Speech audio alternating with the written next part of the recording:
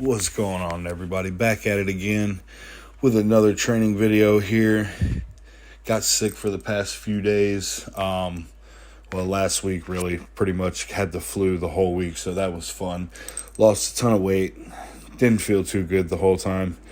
Body aches, cold sweats, the whole nine. It was a great time. But we are back in the swing of things. This is like day 2 of kind of being back at full pace here in the gym.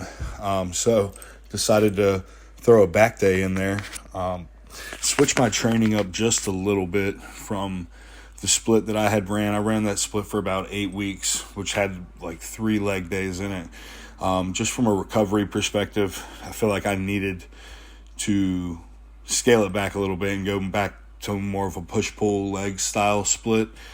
Just for my schedule and stuff like that, that seems to work the best, to have, the rest days work themselves in as they need to, things like that. So actually my split now is legs, push, pull, rest, and then it is push, legs, push again.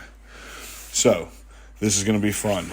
So all my leg day volume is on those 2 days. I feel like I've just always recovered better from this split, and my chest and shoulders seem to be able to take a beating. So that's how we're going to do things now. Tried the other split for about 8 weeks. Like I said, we're going to switch back to this split, though. This has seemed to work the best for me. Since I've started, I've always progressed the best doing this split. So we're going to stick to it. Started things out, though, here with a rear delt fly, and just basically gassed him out.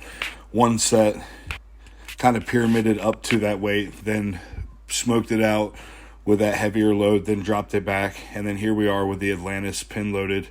I love this row right here.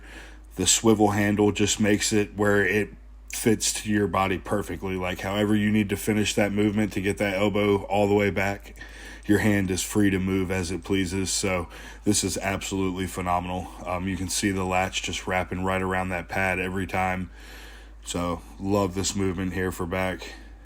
And we actually just got this piece in and I hadn't been really training back that much the past, 2 months or so. So I've been kind of eyeballing it, wanting to have it in my split so bad. And I was like, oh, here we go. We're gonna throw this in today for sure.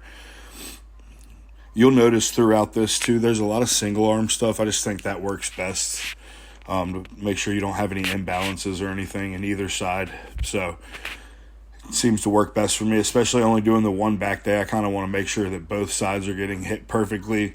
There's no imbalances, like I said. Everything, like I said, is getting that even distribution of volume and work, essentially. Because when you do a lot of 2-arm stuff, it's inevitable. One side will probably pull a little bit more than the other. So this way, there's not leaving anything to chance doing it this way.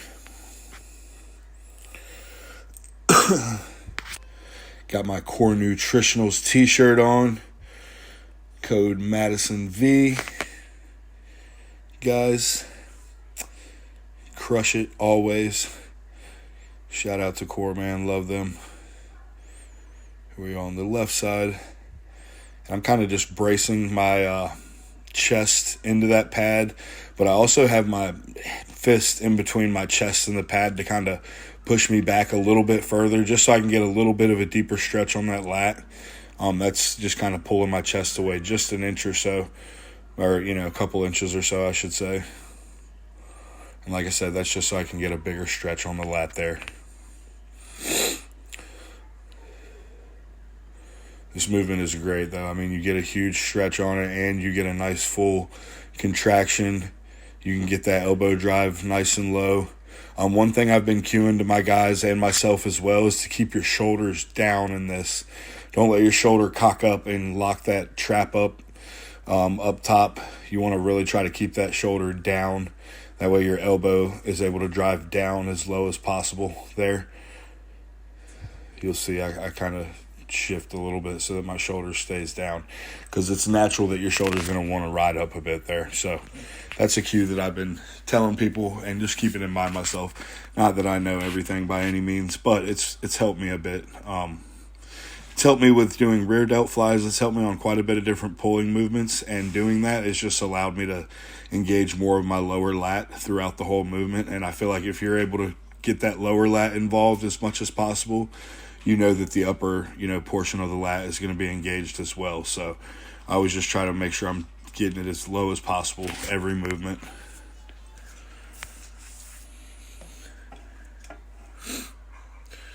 Again, on the right side, I believe I had 3 sets here on this.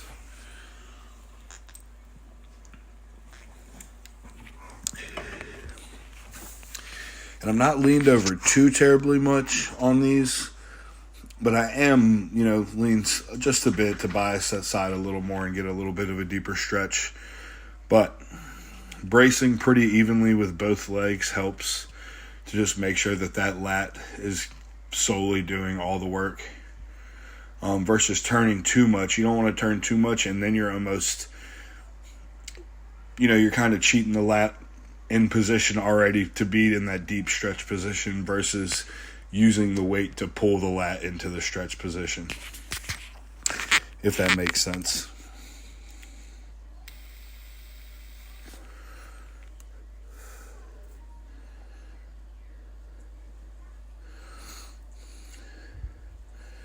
Yeah, if you're trying to develop some big, meaty lats, especially, ones that show from the front, this is a great movement here, guys. I absolutely love this movement. And I didn't record all of my working sets on every movement here. Some of these I only got, I believe on this one I got each working set, but some of the other movements I think I only got like one working set of. So I will give you guys as many tips as I can throughout. Again, not to say that I know it all by any means, but just little things that I like to throw in there and keep in mind while I'm training, and that I think have helped me.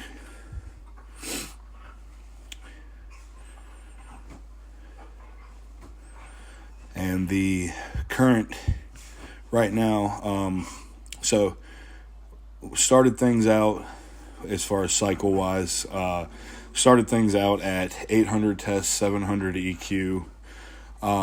Immediately I could tell, once the EQ kicked in, E2 was pretty low because I was just looking really flat. So scaled up tests to 1260 tests, 700 EQ. Again, I could still, tell just from like a fullness perspective that E2 was probably still low.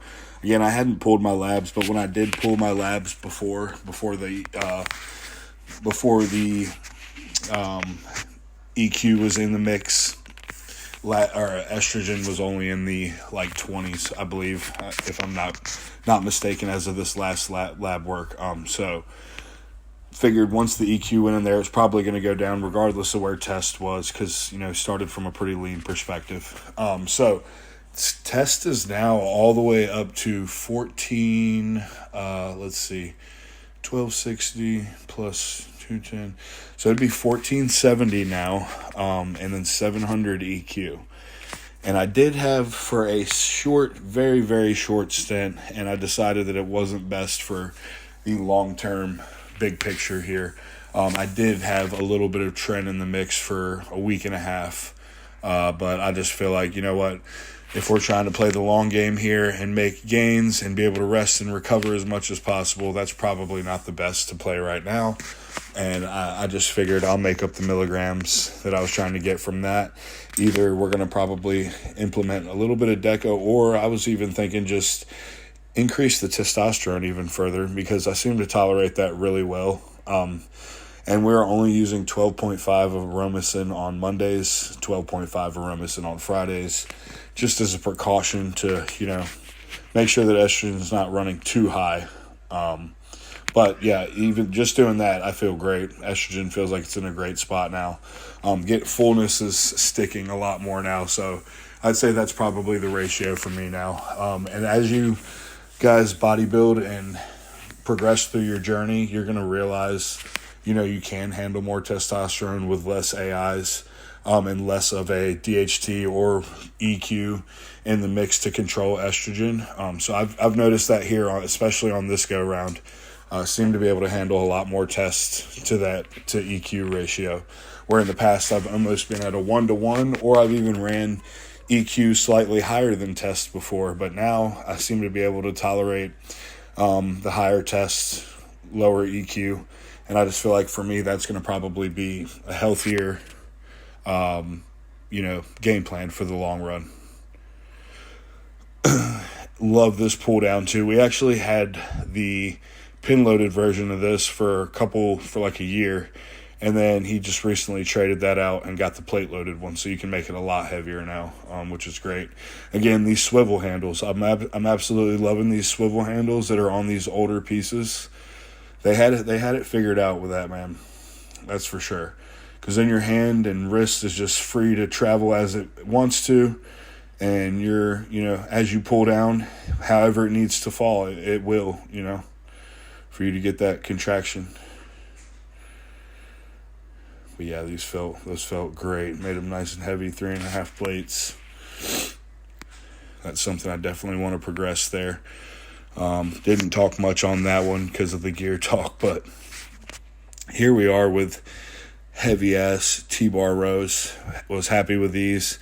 Hadn't done these in, probably a solid month and a half. So 3, 4, making sure I'm getting a huge stretch at the bottom too. I'm just really letting it freaking rip those lats open there, wrapping them around that pad. And I'm using the 45-degree handles there, and just for me, I can get a bigger squeeze at the back. I can get a deeper actual full contraction if I'm using the 45 handles. If I use the ones that are at a 90, I can't get as big of a squeeze on that movement for some reason. The rear delts just shorten up so quick, it kind of stops that movement really short for me. But at the 45, the rear delts are still getting a little bit of involvement, but it's really getting all lats and mid-back for me. So that way, like I said, I'm able to get the full contraction that way. Some people like doing it the other way, and that works better for them, but I've found on this one, for me, the 45 handles work the best. So you guys give that a try if you haven't. Don't be afraid to switch it up and see what works best for you.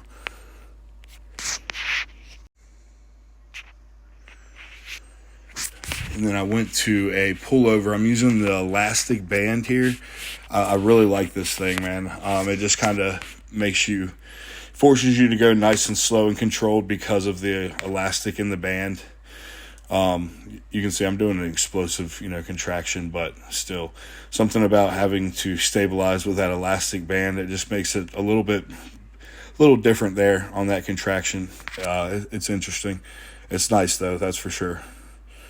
Anytime I can throw that band in on a movement, for some reason, I tend to like using it.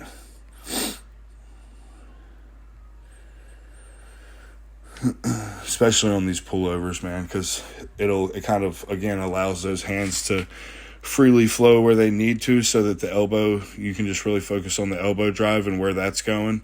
You don't have to necessarily worry about, how your hands are or what angle they're at or anything. You just lay your fists in there and go to town, go to work.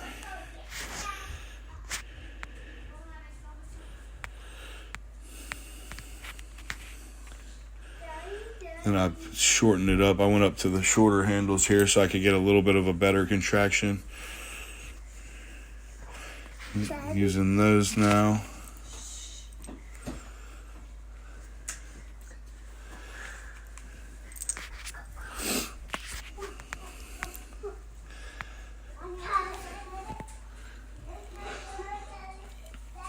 And I'm not leaned all the way over. Kind of standing slightly upright, and that's just so that I can get that Christmas tree involved at the end of the movement there. I've spoke about that before, but if you stand up just a little bit more upright, you can get that Christmas tree involved in the shortened portion of the movement there. Then I went over to this Jim Lako preacher curl, and they move independently. This is super nice, man. I don't know if you guys have had a chance to try that, but this is an awesome arm piece here. Absolutely love this one. It gets a huge stretch, gets a little bit lighter in the shortened range there, shortened end of the movement, so you can get a nice deep squeeze or big squeeze on the contraction, and then a nice heavy loaded stretch there. So it feels really good.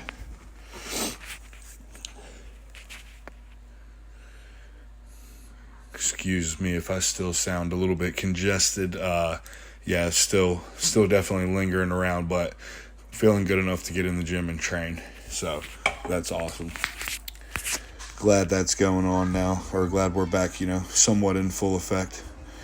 And here we are with the second set here. Did 3 of these, but I think I only filmed 2 sets. And then I filmed like 1 set of the end bicep movement. Arms are kind of boring, so it's not much to it. But yeah, I figured I'd get a couple sets of these. Again, I really like this Jim Leko Preacher, man, especially the way it just moves unilaterally like that. It's awesome. And you can get, a lot of times I'll use a Preacher curl and it'll be, one fixed handle for both arms. And I'll still, train it with just one arm at a time. But with that one, you can get them both done at the same time. Still with the benefit of training, unilaterally. Seems to be the theme of this entire workout here. I didn't really realize that till I was going back over all these clips together. Pretty much everything was unilateral today, which I'm totally fine with because that's my one back day of the week, like I said. So I guess that's just how it's going to roll for right now. But this is the last movement here, guys. It has been real and has been fun. Much love to y'all. Thank you guys for keeping up with everything that I've been putting out. More podcasts will be coming this week. Sean and I will be recording Thursday this week. And then I'm looking to get more guests on as well. So you guys stay tuned for all that stuff and much more training footage. Love y'all.